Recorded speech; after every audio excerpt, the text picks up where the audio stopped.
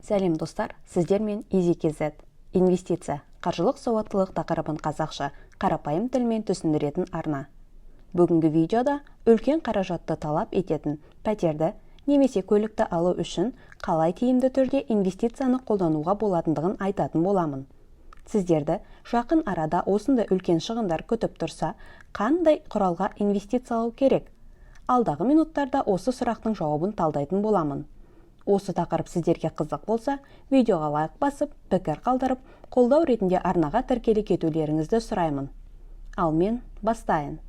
Қаражатты жинақтауға келгенде, көпшілік ақшасын банкте немесе тіпті үйде жастықтың астында жинағанды жөн көреді.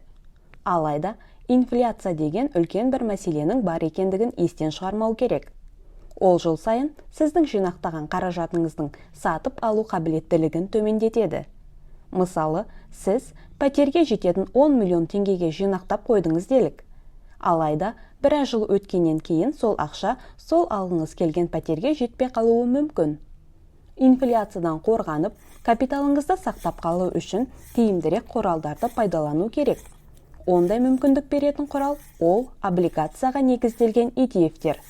Яғни, үй немесе көлікті жақын арада аламын деп қаражат жинап жүрсеңіз, облигацияға негізделген ETF алған жөн. Олай болса, оның не екендігін, қалай қызмет ететіндігін талдайық. Облигацияға негізделген ETF-тер дегеніміз, бұл мемлекеттік, жергілікті ұйымдар немесе корпорациялар шығаратын облигацияға негізделген қорлар. Осындай ETF-терді ала отырып, сіз облигацияның өзін емес, әлде қашан қаражатты мыңдаған облигациялар арасында үйлестірген қордың бір бөлігін сатып аласыз. Бұндай облигацияға негізделген ETF-тің негізгі 3 артықшылығы бар. Біріншіден, диверсификация. Сіз көп қаражат салмай, бірден көптеген облигацияларға инвестициялайсыз. Ал бұл тәуекелді төмендетеді. Екіншіден, ликвидтілік. Бұндай ETF-терді акциялар сияқты қор нарығында оңай сатып алып, оңай сатуға болады. Үшіншіден, осындай ETF-тердің табыстылығы әдетте депозиттен әлде қайда жоғары болып келеді. Оған қоса, бұл облигацияға негізделген ETF-тер сенімділігі жағынан депозиттен кем түспейді. Артықшылығын түсінген болсаңыздар, сіздерде неге облигацияға негізделген ETF қаражатты жинақтаудың тиімді құралы болып саналады деген сұрақ туындауы мүмкін. Не үшін бірнеше жыл ішінде үй немесе көлік алғыңыз келсе, осы құралды қолдануымыз керек? Оған негізгі 3 себеп бар. Облигациялар қорға қайта инвестицияланатын пайыз түрінде тұрақты табыс әкеледі. Бұл сіздің кірістілігіңізді арттырады. Екіншіден, сенімділік. Облигациялар басқа қаржы құралдарымен салыстырғанда сенімдірек құрал болып саналады. Әсіресе, егер оны мемлекет немесе жергілікті ұйым шығарған болса. Үшіншіден, икемділік. Егер сізге шұғыл түрде қаражат қажет болып жатса, сіз облигацияға негізделген ETF-ті оңай әрі жылдам сатып жібере аласыз. Сіздерді осындай құралға инвестициялау қызықтыратын болса, және жақын арада үлкен шығындар күтіп тұрса, сіздер келесі облигациялық ETF-терді сатып алуды қарастырсаңыздар болады. Алда айтылатын облигацияға негізделген ETF-тер ең кеңінен таралған құралдар болып есептелінеді.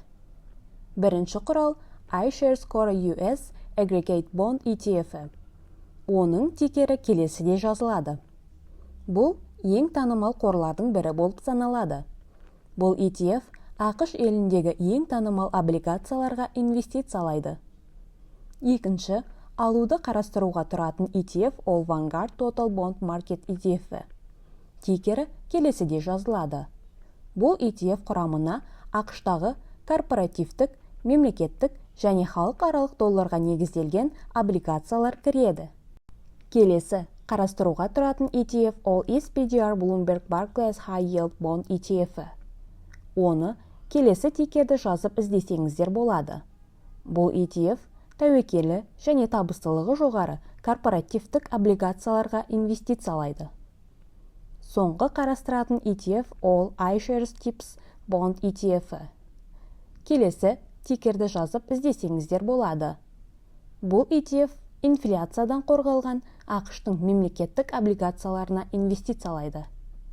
Нарықта бұдан да басқа облигацияға негізделген ETF-тер көп.